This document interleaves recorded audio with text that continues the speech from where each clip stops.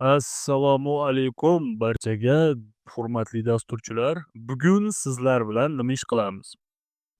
O'tgan darslarimizda migrationlar bo'yicha ishlayotgan paytimizda sizlar bilan loyihalarni davom ettirgandik. Endi men ko'p ko'rdim videolarni yoki ko'p odamlarni fikrini eshitdim. Ya'ni ko'pchilik bo'lib qilsam sal qiynalib qolishlari ham mumkin ekan. Kelinglar, men sizlarga bugun shu proyektni noldan yozib ko'rsataman va imkon qadar, ya'ni o'zimdan kelib chiqqan holatda bilimlarimni optimal tushuntirib beraman.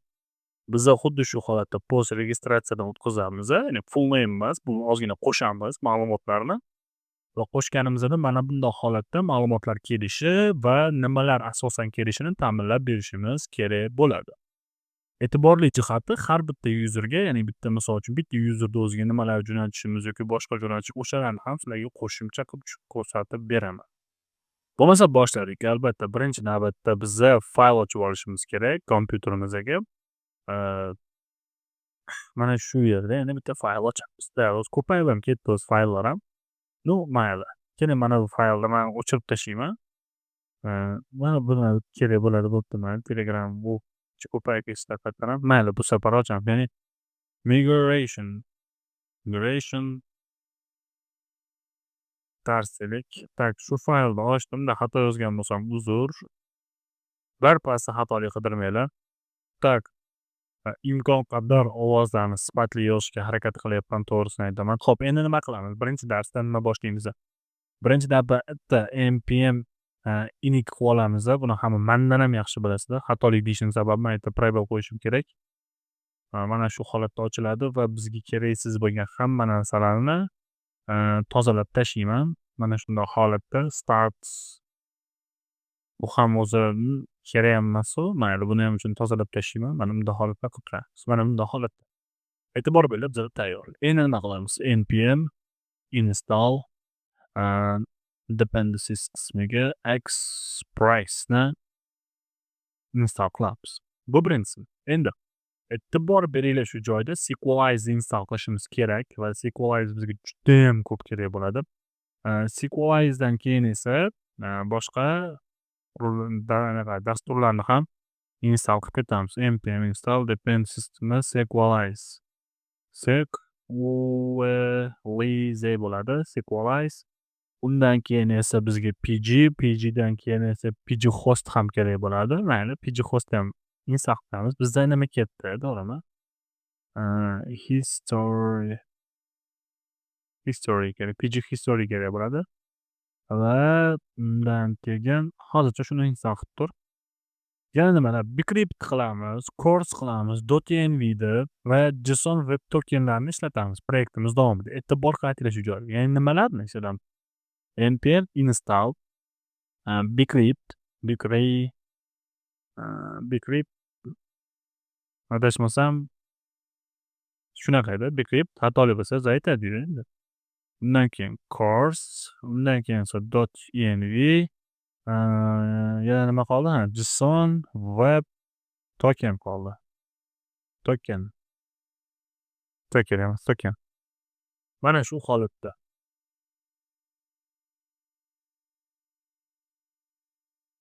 Hoppa, bo'ldi. Lekin xatolik, e'tibor bering, qayerdadir xatolik chiqdi. Bizda bu aytyaptiki, yo'q, bo'lmaydi, takrorlash. Yo'q. Install qilib, uzr, adashibman mana. Bular biz dependency'ga qilishimiz kerak edi, ya'ni mayli, turaversin, ziyoni yo'q hozircha. Yo, agar qilmoqchi yo'q, biz endi do konca qilish kerak deydigan bo'lsanglar, bunday qilib turib remove qilib olasizlarda bitta. Keyin yana bitta install qilib turib, oldiga dni qo'yasizda, bitta tashlasangiz, endi mana bu yerga uni nima qiladi? Tiqib beradi. Mana mana shu yerda oz paydo bo'ldi. Boom! Bo'ldi mana. Tayyor. Bizani ishga hamrohimiz tayyor. Lekin bizada o'zimiz ochishimiz kerak bo'lgan fayllar ham bor, o'z ochib beradigan fayllar ham bor edi, eslasanglar. Buning uchun nima qilamiz? Buning uchun birinchi navbatda migrationlarni ishga tushirish uchun migrationlardan oldin biz o'zimizdan anaqamizni ishga tushirib olishimiz kerak. Ya'ni migrationda ishlatish uchun Sequelize'dan anaqasini ustanovka qilib olishimiz kerak bo'ladi. Xo'p, buni nima qilamiz? Buni npm install dependencies qismiga sequalize deymiz. Sequalize chiziqcha CLE kerak bo'ladi va install. Oppa, всё, video bo'ldi. Bizada уже qolmadi hech nima. Nodmon boshqalari kerak bo'lmasa ham kerak. Endi loyihamiz davomida asosan shu. Endi keling, birinchi navbatda buni install qilib olishga qoldik-ku, lekin ishga tushirishimiz kerak bo'ladi. Ishga tushirishdan oldin bo'lsa biza o'zimiz naqa qilishimiz kerak. Misol uchun migration ochishimiz kerakda va o'sha migration'ni ichida migration emasmi, misol modul ochib turib, modul ichida up, down funksiyalarini yozib chiqishimiz kerak bo'ladi. Lekin migration'ning shunaqa bir qobiliyati borki, buni sizga o'zi yozib beradi va sizni vazifangiz bo'lsa, buni anaqa qilish, ya'ni как sizga aytsam bo'ladi, ishlatish bo'ladi. Buni misol uchun siz skriptga qo'yib qo'ysangiz ham bo'laveradi. Misol uchun qanaqadir buyruq qilib turib, ya'ni migrate desangiz, migration mana misol bizada migrate degan qism bor, ishlatish uchun, ya'ni migration qilib turib, down qismi an bo'lgan bo'lsa, bu endi bu asosiy vazifa to'xtatish uchun. Migration down all, ya'ni DB'ni ichidagi hammasini to'xtatish uchun mana shunday buyruqlarni yozib qo'ysak bo'ladi. Buni bitta usuli ham bor. Endi agar mabodo misol uchun force qilib yubormoqchi bo'lsang, ichini tozalab tashlamoqchi bo'lsang, mana shuni ishlatsak bo'ladi yoki all qilsak bo'ladi. Migration'ni force qilib tashlasak ham bo'ladi. Juda ko'p xususiyatlari bor. Bular yo'li-yo'l ishlatamiz, lekin bizga hozir bular birontasi ham kerak emas. Aytarli anaqasi yo'q. Lekin biz mana bu yerda yozib qo'yamiz. npx sequalize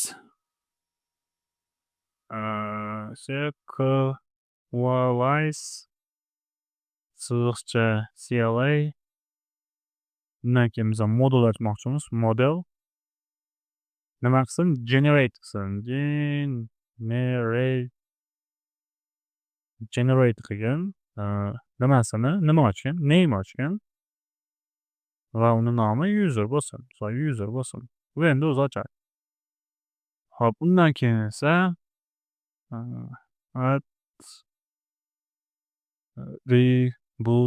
attributes qilamiz. Attributeslar ochish uchun aytamiz first name bo'lsin va uni tipi string da bo'lsin. Xo'p, undan keyin esa last name bo'lsin va uni tipi esa string da bo'lsin.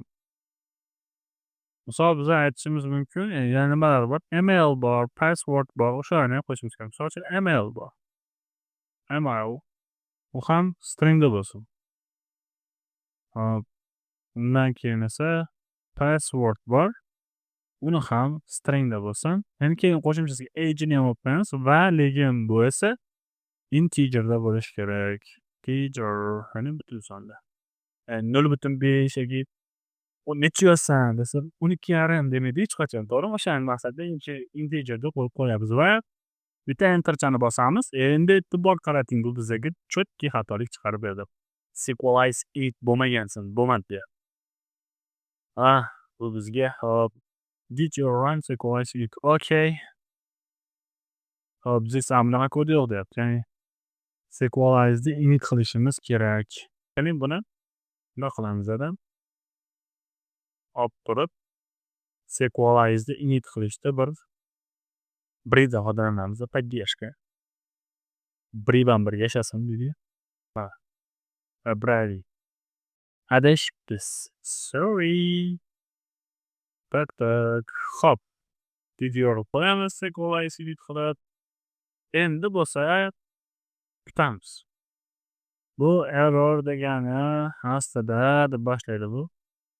Ya'ni bu esa migration'dan ko'rsa ham bo'ladi. Ya'ni Bezwar, hop, o'zini saytdan ko'rib qolamiz. Hop, birinchi navbatda skid qilib, undan keyin bu qolib ketib qolibdi. Qarichilikni qaranglar, bir pasda qaribmiz. O'tgan darsda qilgan ishim esimdan chiqib qolibdi. Obbo meni hammani o'zi ochdim. Migration, model, config, bu yoq pushti hozircha. Endi ishlatsak bo'ladi biz o'zimizdan kodini. Mana uni ishlatamiz endi. Ana endi ishlamasa ham bo'lmaydi. Oppa Gangnam Style deydi mana. E'tibor qarating, bu o'zi modalashdi va bu yerda o'ziga klass orqali bizaga tayyor qiladi va init qildiki nimani? First name, last name, email, password, HR va tiplari model name user bo'ldi va tayyor. Endi mana shu qismga o'tadigan bo'lsak, bizada user turibdi, IDs turibdi, first name, last name. Endi savol keladi. Kimnidir keldi-da, hozir o'ylab turibman. Ya'ni agar men misol uchun uni ismini to'ldirmasa-chi, uni qanday qanaqa qilsam bo'ladi? Buning uchun esa siz mana shuni o'zingiz qo'l bilan yozib chiqishingiz kerak bo'ladi.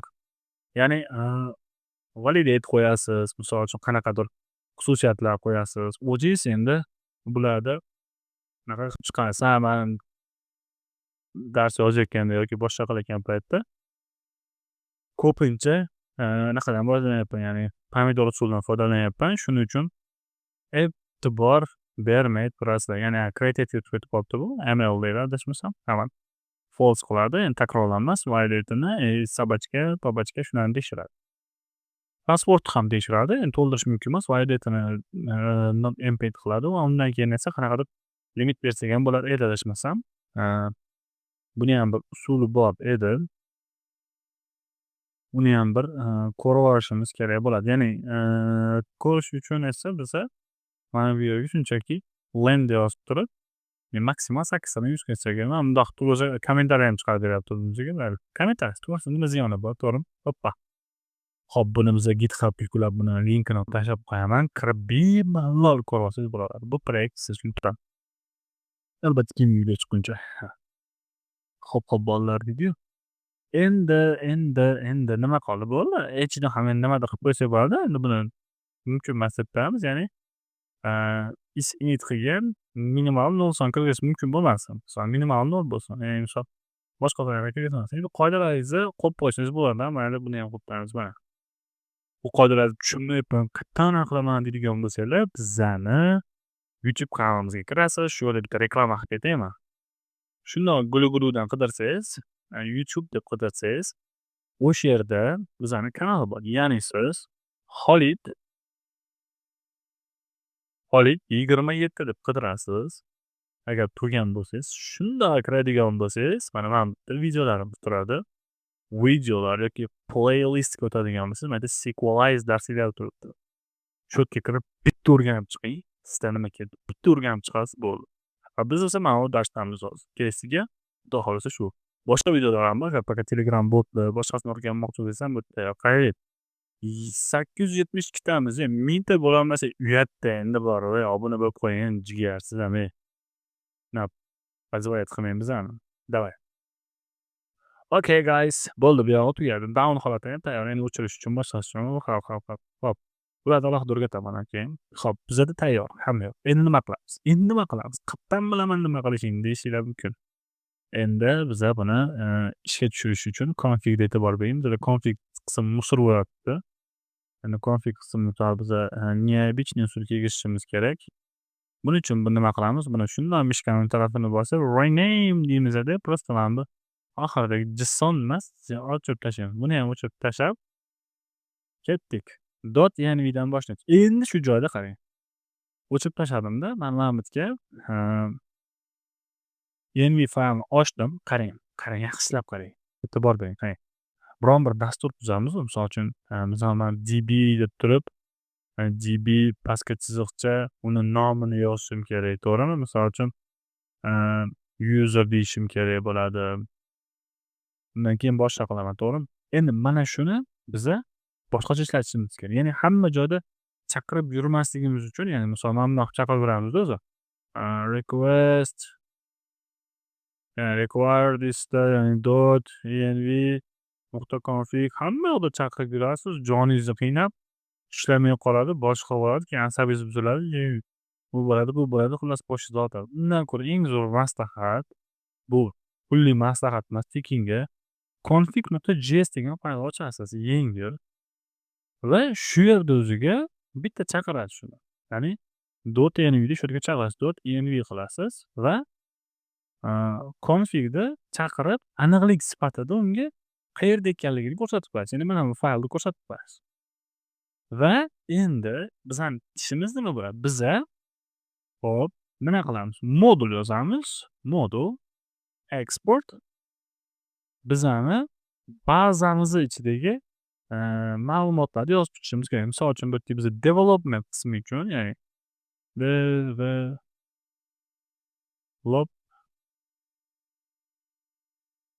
deylikda, development qismi uchun ma'lumotlarni yozib chiqamiz. Ya'ni eee, nimalar ekan? Misol uchun mana username, user data mana misol uchun hammasi bor. Endi bu yerda MySQL deb qo'ygan, lekin bizga MySQL emas, bizga PostgreSQL kerak bo'ladi.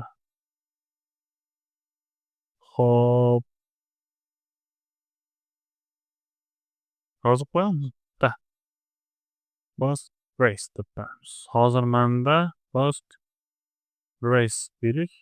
Shu joyda bitta ishni topildi. Config bo'lib qoldi. Keling. Mana shu aslida bu yoqda turishi kerak. Mayli, bu yoqqa qo'yib qo'yaman. Adashib ketdim. Oldindan uzrlar so'raymiz. Endi buni bu holat kerak emas. Baradiyman. Xo'p, configda bu yoqdagi configda biza hozircha o'chirib yuboraman. Buni ham ishlataman. No, пока hozir emas. Tushuntirib beraman, u adashib ketdim hozir. Uzr shu joyda. Bundan oldingi shunday unutib olingda, mana shu joyga kelgan qismidan saqlab qo'ying miyangizda, всё. Eshitdingmi? Kechdan tozalab tashlang miyangizdan. Bo'ldi. Mana bu qismni yozasiz. Biza ketdik, bir chekkadan qaytaveramiz. Niman? Username bizada nima edi? Bizada Postgres edi. Password Postgres deb host localhost db'si name ham yo'q, bu kerak, URL kerak emas. Hop, qarang, password. Bizada 0507 edi. 0507. Localhost 3 va Postgres deyapti. Data name non, misol uchun testdb deng yoki mydb deng xohlasangiz. Misol uchun my_db deymiz xohlasangiz. Xo'p, bo'ldi. Tayyor. Bu yoqda chaqirib oladi o'zi host name password. E'tibor bering, hamma yoq to'g'rimi tekshirib qo'ying bir marta bo'lsa ham. Yana qayerdadir xatolik chiqib qolsa, keyin o'tirmang siqilib. Qaniydi deb. Hop, bizada nimalar bor? Host bor. Bundoq qilamiz, tekshirishni so'raydi mana ket. Hop. db username bormi? Bor. db password bormi? Bor. db name bor. db host bor va port yo'q ekan. Biza portni ham yozib qo'ysak bo'ladi. Ya'ni port 2.process bo'ldi, tayyor. Hop, bo'ldi, tugadi. Endi nima qilasiz? Endi keyingi ishingiz yaxshi bilsang, rosa xato chiqarish yerda. Mana shu faylga kirsanglar, bu yerda bu sequelize deyapti-da. Yo'q, bundan emas, adashmasam bunda ekan. Mana shu yerda qaranglar. Adashmasam shu yerda edi. Indeksda bo'lsa, ya'ni indeksman ko'rdingizmi? Mana shu yerda configda bu chaqiryapti-da. Configning ichidagi config nuqta nima? JSON-da. Bu esa JS bo'lishi kerak. Chunki biz uni nima qildik? JS ga o'zgartirdik. Shu joyga ham bitta glazingizni tashlab o'tib ketasiz. Endi nima qilasiz? Endi ishingiz, sizning asosiy ishingiz mana shu yerda bo'ladi. Ya'ni biza migration ishga tushirishimiz kerak. Ya'ni mana shu DB holatida uni nima qilishimiz kerak? Ishga tushirishimiz kerak bo'ladi. Endi bu yerda ham biron bir muhimroq qismi bo'lishi ham mumkin. Ya'ni siz ma'lumotlar tuzib olgan bo'lsangiz, shunchaki ishlatib qo'yamiz. Keling, npm run migration migrate desak bo'ldi ekan. Npm run migrate. Bom. Tam xatolik. Ya'ni bu aytyapti, this script ichida migrate degan men xato yozib qo'ygan shekilli-da. Endi ishladi bu. Yana xatolik beryapti. Ya'ni orm config gist-da topolmayapman, development config.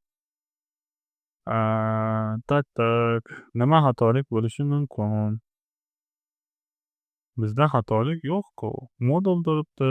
Exports development username, password, data name, baby va loading is for configures and use in development. Tak. Yana bitta ishimiz qolib ketdi. Menimcha shundan bo'ladi. Hozir Postgres'ga o'tamiz, serverchasini ochamiz. Mana bularni yopib turib, oho, vazir to'lib o'chirmasdan sonunda mundab turib ochib qo'yamiz. Mana ochib qo'ydik. Bo'ldi, bor endi bu. Clear qilib tashlab, qaytishdachi yana xatolik o'sha. Config.jsda xatolik beryapti. Ya'ni development degan narsaga bu tushunmadim deyapti. Model export to'g'ri.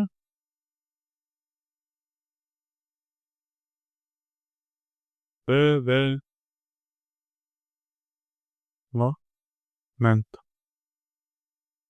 This development deyapti bu. This bo'lmayapti. Endi bu class master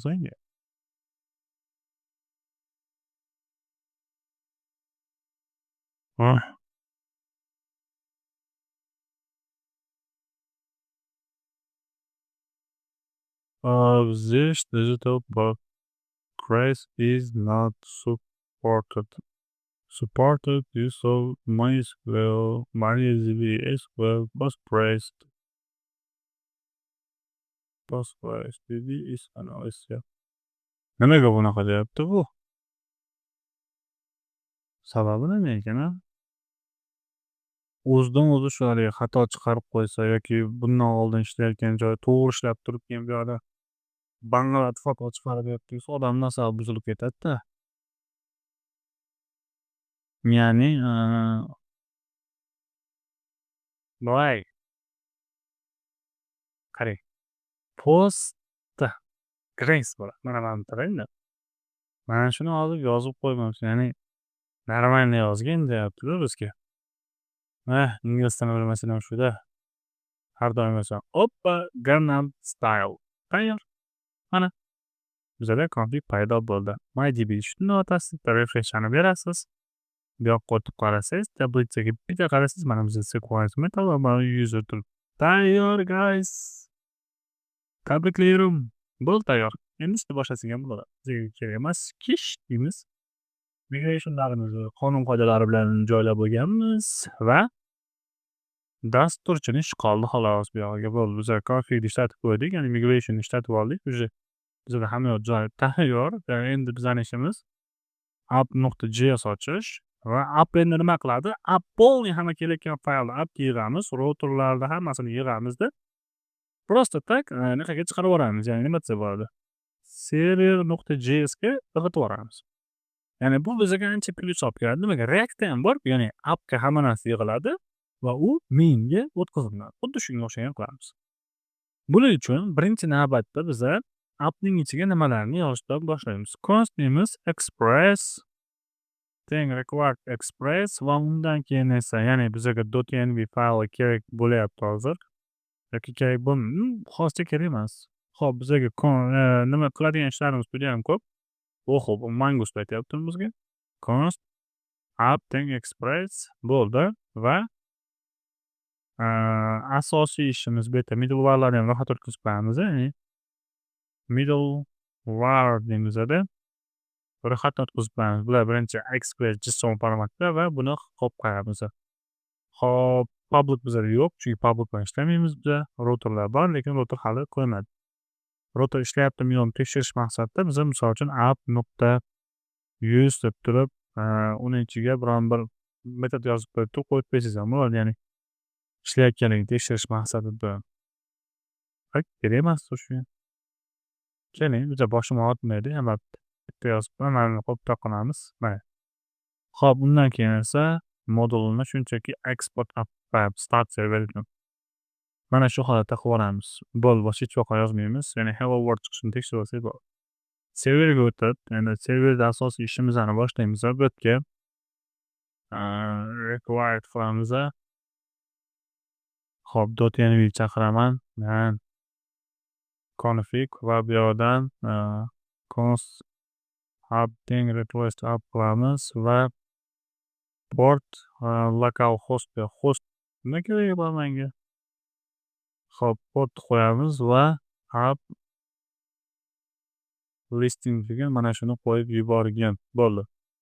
Va bu yerga port degan xususiyatni env ga ritib qo'yishimiz kerak bo'ladi. Bunday qilib tushmaydi. GVT sekretlar kerak emas bizga hozircha. Lekin qilamiz kelajakda Xudo xohlasa. Agar hozirdan man haligi o'zimchalik bitta kichik ishlar qilib tashlasam, sizlarni boshinglar og'rib, "Yo'q, qalay o'qimayman senda" desanglar nima qilaman deydi. npm run dev qilish uchun lekin bizada yozmaganmiz. Shuning uchun start not src ichidagi indeks yo'q, bizda not yo'q, src ham yo'q. Shuning uchun endi sal optimalroq yoz deyapti endi bu yoq. Not deymiz, server.js qilamiz. Mana shu holatda. Bo'ldi, bitta endi start qo'yarsak. Xatolik. Nimaga xatolik? Migration dars ichida, ya'ni server.js ichida xatolik bor. Ya'ni server.js ichida qayerda xatolik bo'ladi? Bizga yetish kerak. Cannot run module.js model nimaga unaqa deyapti bu?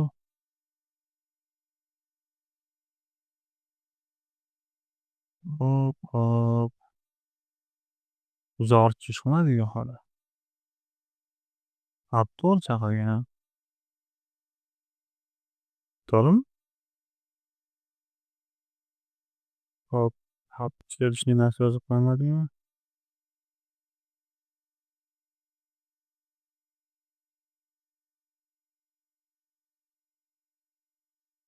Not served. Server der bo'ladi. Mas xato yozaversam ham shu asabimdan mana ishga tushdi. Hali qo'noq kayfiyat ish boshlaysizda localhost nima bu? Localhost holat narsa chiqaryapti. 5 hop. Buni nima deb 5 o'qiyman. Localhost 3000 localhost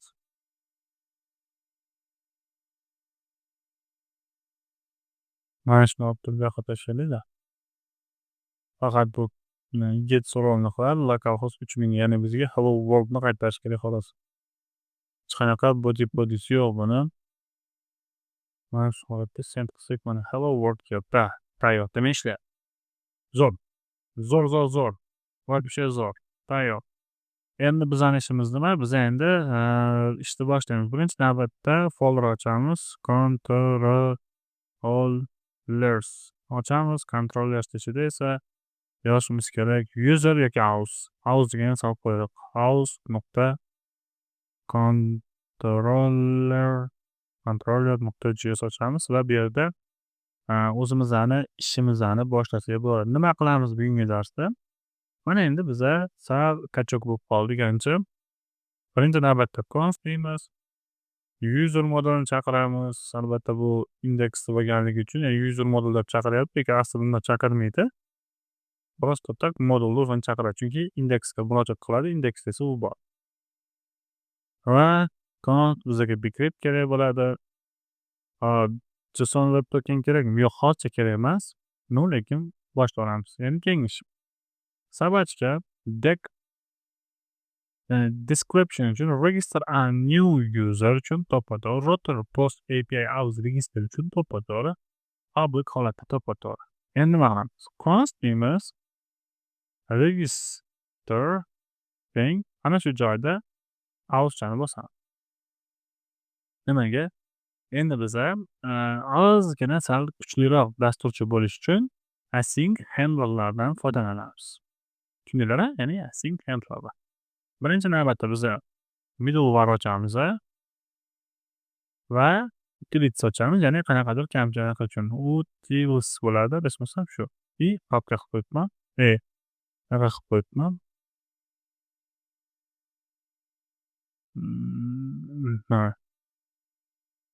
Middleware deb yozib qo'yibman, tayyor qilaman. Hop, biza folder qilamiz va utils ochamiz. Undan keyin esa middleware'da ochishimiz kerak. middleware qo'shyapman. Ikkita ish qilamiz. Ya'ni birinchisi util bilan qilamiz, ikkinchisini hop utilga biza ochishimiz mumkin bo'lgani, ya'ni async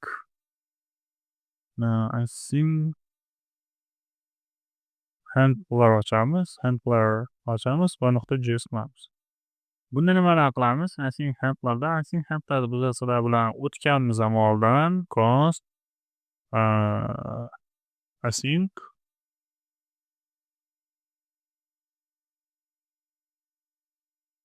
handler barobar, ya'ni bitta funksiya keladi va funksiyadan keyin esa yana bittani ochamiz va undan funksiya keladi va bu narsa higher order functionga kirishini aytgan edim bu usulimiz hozirgi. Hop, mana shu holatda va catch text to'xtatar. Mana shu holatda qoladi. Va modulda eksport qilamiz. Va bu yerda o'zi tushuntirib beradi. Men uchun qilganingiz intodim qilib. Please can you write me Uzbek deb qo'ying. Hop, mana tayyor.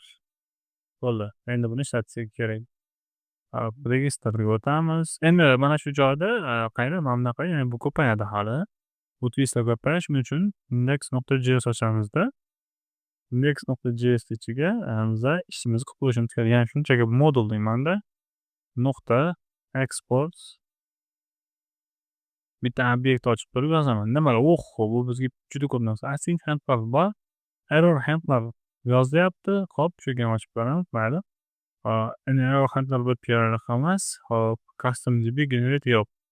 Bularni ochib turib, shundoq mana shu yergacha o'chiramiz. Bizga hozir shu kerak hozir. Ya'ni mana buni chaqiradigan bo'lsam, index o'zidan borganicha osonroq bo'ladi. Middleware sifatida o'tadi error handler ko'pincha. Ya'ni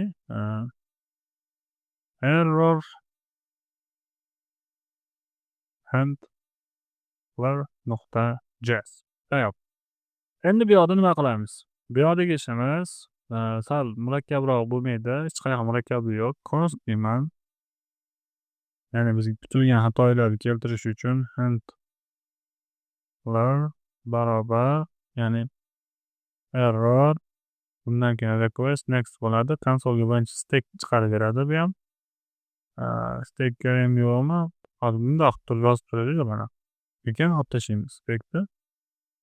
Kutmagan xatolar keladigan bo'lib qolsa, u bizga aytish kerak. Bo'lgan ismini qo'yamiz. Ya'ni serverda yoki xatolik deb qo'ysak ham bo'ladi. Ya'ni kutilmagan yoki ko'pincha error log deyishadi. O'ziga ma'qul kelganini yozing. Obyektga yozganini yozish shart degan joyi yo'q. Bitta agar status ko'da kelmay qolsa yoki boshqa bo'lib qolsa bu qoladi. Lekin bizga bu sal error shundan chiqarib qo'yadi. Unaqa bo'lmaydi-da bu.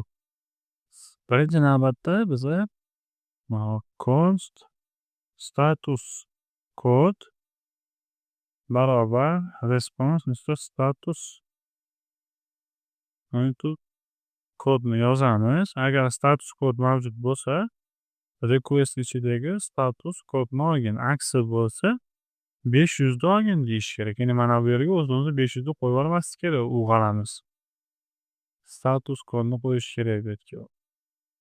Undan keyin const, ya'ni aytishimiz kerak bo'lganlardan bittasi message barobar kelayotgan error ichidagi message true bo'lsa, ya'ni errorning nuqta messengini qo'ygan. Aks holatda bo'lsa, aks holatda esa o'zing, ya'ni o'sha mana bu invalid server errorda berib qo'yaver deb qo'yishimiz kerak. Va mana shu yerga esa message qo'yib yuborishimiz kerak. Ya'ni qanaqadir bir kutilmagan anaqa bo'lishidan oldin bu o'zi aytish kerak-da, shunaqa deb. Va yana bitta asosiy qatlam biza bu yerga yozishimiz kerak. Success holati false bo'lishi kerak. Va statusi bo'lsa, ya'ni stake holati ham bor, stake bor. Bilmasam bo'lak deganimda shunaqa, ya'ni process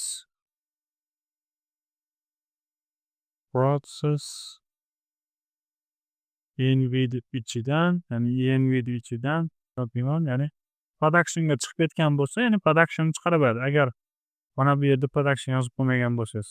Tushundingizmi? Ya'ni boshqa holatda bo'lsa, u unaqa qilmaydi. Status kod bu yoqqa ketayotgani uchun yozish shart emas. Agar yozib qo'yaveraman desa, yozib qo'ysa bo'ladi. Hali xo'ja. Lekin mana bittasini yoqingiz ham bor. Nima?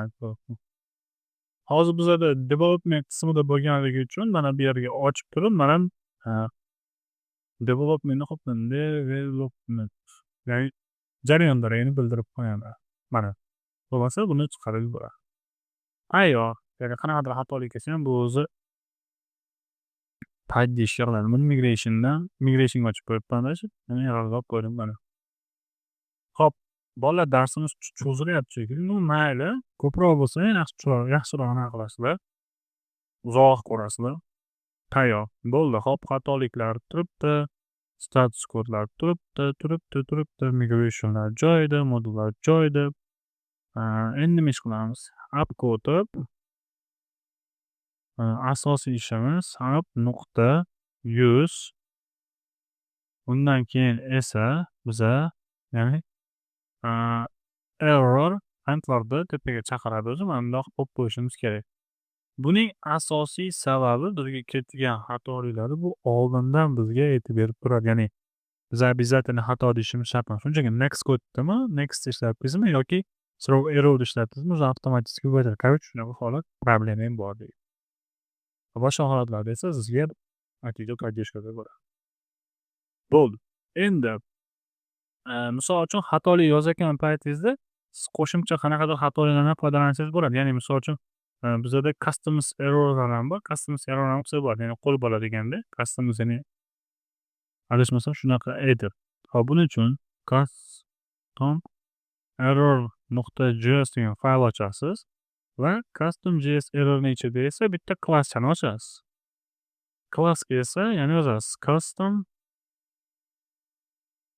ya'ni error aytasiz. Error deysiz, короче. Error deysiz. Extends errorni oladi. Va buni ichida esa ikkita struktura keladi. Message va status kod keladi. Va shularni shunda qo'yibsiz bo'ldi. Bu boshqa ishingiz yo'q. Asosan shu bilan bo'ladi va qo'shimchasiga esa modulni shunchaki eksport qilib qo'ysangiz ham bo'ladi. Va endi tushuntirib chiqyapti hozir. Mana tushundingizmi? Ya'ni shu holatda qilib olasiz. Bo'ldi, уже bu ishlatilgan joylarimiz bor. Va buni ham bu yoqqa aytishimiz kerak custom error nuqta mana shu holatda. Endi nima ish qoldi? Endi yana bitta ishimiz qoldi. Buni yo'lda tushuntiraman. Buni ham hozir qilib ketaveramiz, lekin yo'lda qilamiz. Aytib qo'yay. Shuning uchun yo'lda kutasiz. Hop. Qani bizani aux kontrolleri mana. Root ketdik, endi ishimizni boshladik. Bizga birinchi navbatda kerak bo'ladigan xususiyatlardan bittasi async handler kerak bo'ladi. Mana chaqirib oladi, e'tibor bering. Va u esa async qabul qiladi o'zida. Ya'ni bu try catch'dan yengil chopib olamiz, try catch'ni yengil chopamiz. Va bu yoqda ish yozib ketsangiz bo'ladi. Endi nima qilsak bo'ladi? Nimadir qilishimiz kerak baribir. Birinchi navbatda mana bundoq qiladi. Kecha kuni darsda o'tirsam, bu o'quvchim aytib qoldi. Ustoz, nimaga bunaqa yozmaysiz? Qizig'i o'zimdan o'rganga aytyapti. Bu xohlagancha yozing, siz usulingiz, siz stilingiz dedim. Desam kulyapti. Endi deydi. Hop, username, email, password bo'lganlar yo'q, bizga const kerak bo'ladi. Endi bizada first name, last name, password va age bor.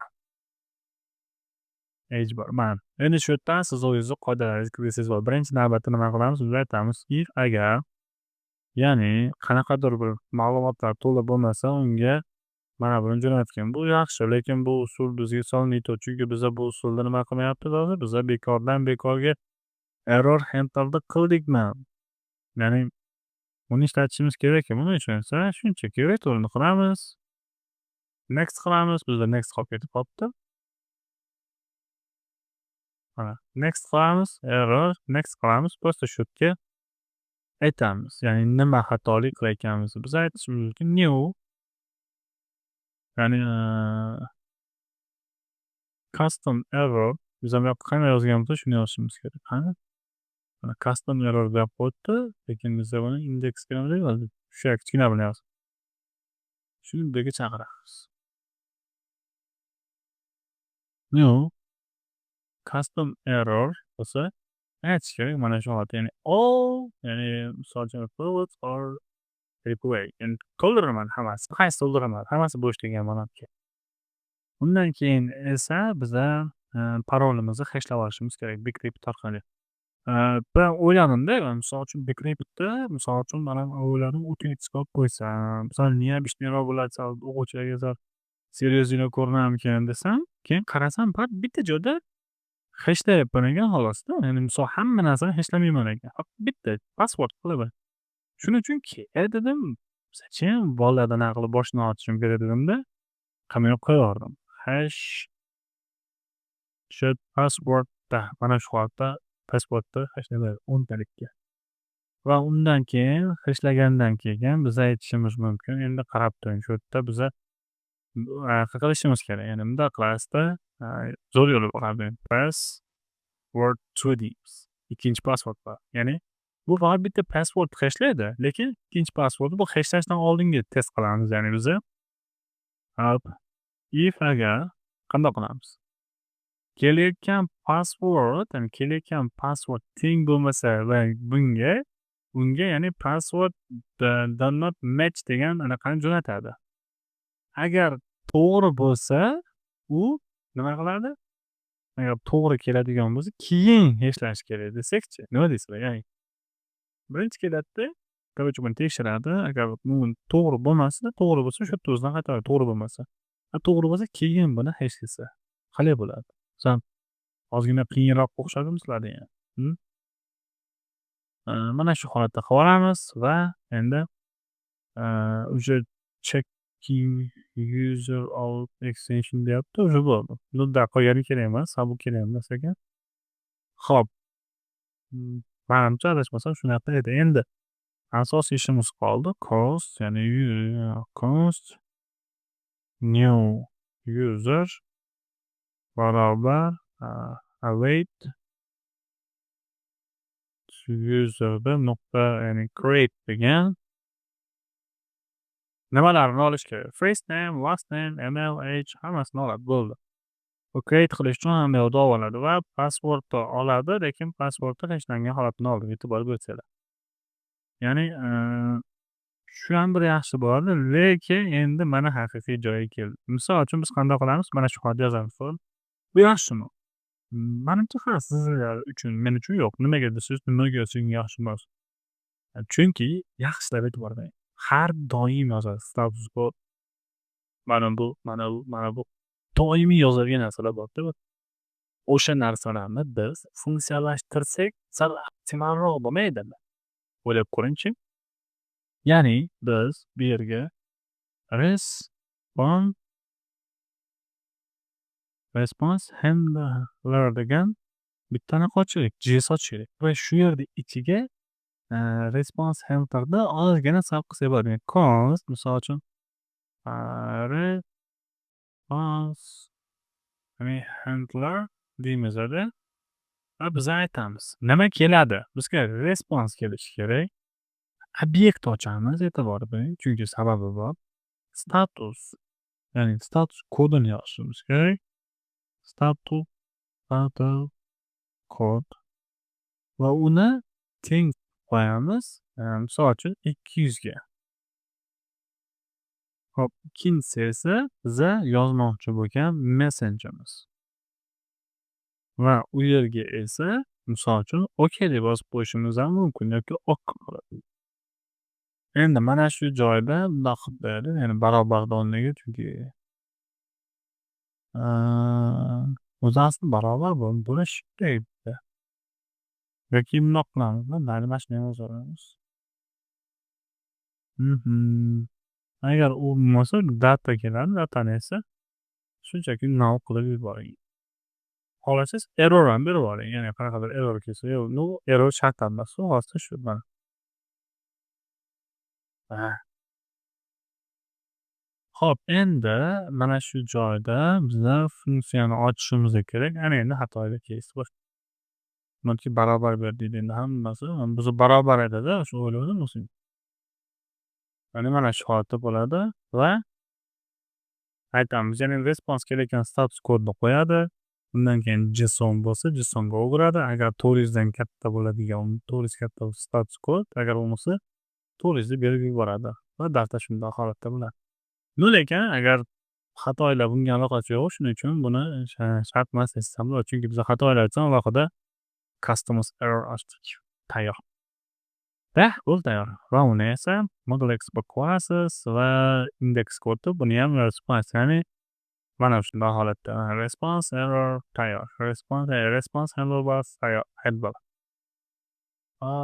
Ausga o'tamiz. Endi mana shu holatga yozibman. Shundoq ketamizda o'zimizni usulda boshlaymiz. O'zimiz usulda qanday bo'ladi bunda desangiz, return bo'ladi. Returndan keyin esa response handler chaqiramiz. E'tibor bering, o'zi chaqirib oldim mana. Va yo'lga response bo'lgan rest berib yuborasiz. Mana buni. Mana ketadi rest. Status 201 bo'lyapti, true bo'lyapti va user create success deyapti o'sha message. Endi mana shu joyga men datani ham berishim kerak. Ya'ni messagedan keyin bitga data ochamanda, chunki data deb yozganman u. O'shaga mana buni berib yuborsak ham bo'laveradi. Yo'q, adashmasam nimadir neto ketdi. Hozircha to'xtang endi. Datani bermasdik, handler. Mana bunday holatda bersak bo'ladi. Tokenni ham qo'shib yubordi bu. Go'dakkinam. Tokenni ham qo'shib yubordi, lekin bizga token generate qilish shart bo'lmaydi, chunki kerak emas bu mana shu holatda. Endi mana bu esa shunchaki success bo'ldi. Hop, bu yoqdan tabiiy ketyapti, yo'q. Mana shu qaytadan yozamiz. Bunday qilib. Mana shu yerdan boshlab turib o'zimiznikini boshqatdan yozishimiz kerak. Nima uchun tashlaydi? Chunki bu biz hozir boshqa chalgashtirib yubordi. O'zichaliga kodiyum bizga поддержка qilaman deb qo'pollasam qilib qo'ydi. Status kodini yozishimiz kerak. 201. Bundan keyin messengerni beramiz. Mana chunki bizda messenger bordi, ya'ni user create success, bundan keyin data user ketyapti. Lekin shu joyda misol uchun siz userga qaytarayotgan paytda bilasizlarki, bitta generate qilinmaydi token. Bu qismdan keyin uni avtomatik ravishda login page'ga kiritib olishimiz kerak. Shuning uchun biza mana shu yerda front-end dasturchiga birozgina поддержка qilish maqsadida faqat ID'si jo'natishimiz mumkin. First name kerak, last name MLH deyapti. Endi bizga faqat qaysi kerak? Password kerak bo'lishi mumkin. Hop, bu hozir menga jo'natayotgansiz, lekin passwordni yozuvdi shekilli. Email passwordmi? Password chiqarmadi lekin bu. Bizga faqat email bilan ID'si ham kerak bo'lishi mumkin. Front-endchiga ehtiyoj shart yozasiz va password holatini esa shunday berib qo'yasiz. Ya'ni главный kerak bo'lganlarni yozib jo'natib yuborsangiz bo'laveradi. Tushundinglar? Endi ortiqcha bir narsa qo'shib jo'natishingiz shart bo'lmaydi o'zi aslida. Ya'ni qiynab qo'ymaysiz. Front-endchi bilan maslahatlashing. Men misol uchun jo'natib beradigan bo'lsa, mana shu tip yaxshiroq, nimaga ish osonroq bo'ladi. O'shan bilan siz ham darajangiz yaxshilanib boraveradi. Chunki sizlar o'zingiz ham qanchalik front-endchiga siz osonroq ish qilib beradigan bo'lsangiz, shunchalik o'zingizni darajangiz oshayotganini sezib boravering. Tushunyapsizmi? Hop. Bo'ldi. Endi bizga router kerak. Hop. Router page'ni ham ochib olamiz. Router va o'tga tak man root ekan. va u yerga house.route.js kerak va shu yerga ishla boshlaymiz. Bu yerda nimalar qilamiz? Bu yerda const router va undan keyin esa mayli registr chaqirib qo'y, router qil. Async handler kerak emas bizga hozir. Bo'ldi. Mana shuni jo'natib qo'y. Aytadi, bo'ldi. Qolgani kerak emas. Shunchaki keyin o'zingni eksport qilib ol. Bo'ldi aytadi. Mana misol уже tayyor. Endi app ko'rib, routerda bu yoqda bilan chaqirib olamiz. Routerda chaqirib olib turib ham yozsangiz bo'laveradi, xohlasangiz. Ya'ni const house router user router yo'q hali bizda. Nima deyapti? Mana bunda holat. Ya'ni hisob e'tibor bering nimaga versiya 1 API versiya 1 auzniki deb jo'natyapti va biz proyekt oxirida buni Swaggerga qo'yib deploy qilib serverga joylashgacha olib beraman inshaalloh. Alloh nasib qilsa agar shungacha o'lim o'tib qolmasa, Xudo xohlasa u yog'ini qilib beraman. Serverda o'chiramiz va bitta run qilamiz. Bum, tayyor. Xatolik yo'q, demak to'g'ri ishlayapti. Xo'p, mana shundan avvalaman 3000-port ishlayotgani uchun postmanim mana postmanim. Shunday qilib turib bir tashlayman, ikkita bo'lib qoldi. Tushgani birinchi qanada register bo'ladi. Va so'rov post bo'ladi. Body'si raw qoladida bo'ladi va bu yerga yozaman. E'tibor bering, application jismini yozib qo'yganman. Content type application jismi 2 marta ketib qolibdi. O'chirib qo'ysa ishlayveradi mana. Body'si tayyor va bu yerga yozishim kerak. Nima yozaman? Birinchisi first name. Albatta katta nima bilan first name. Alisher.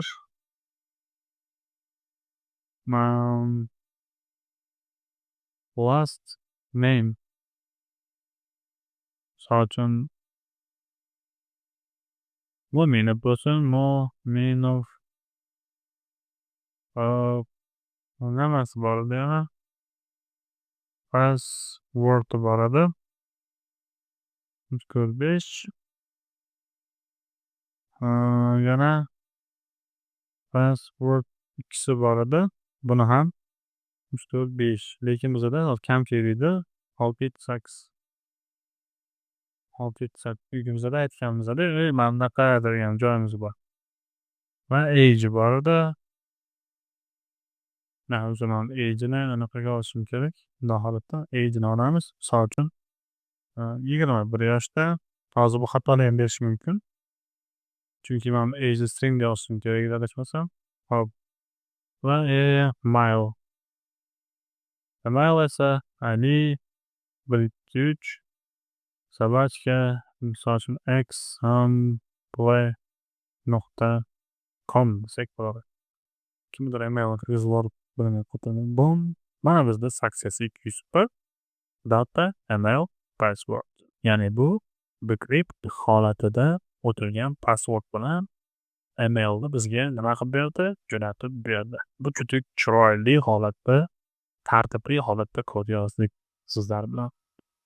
Va darsimizni shu joyda to'xtatamiz.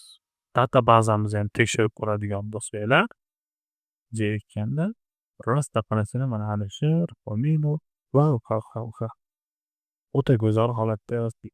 E'tibor qilinglar, judayam bir men o'zim ham maza qilardim. Kod yozish jarayonida juda ko'p ishlarimiz bor. Gaplashamiz, salomat bo'linglar.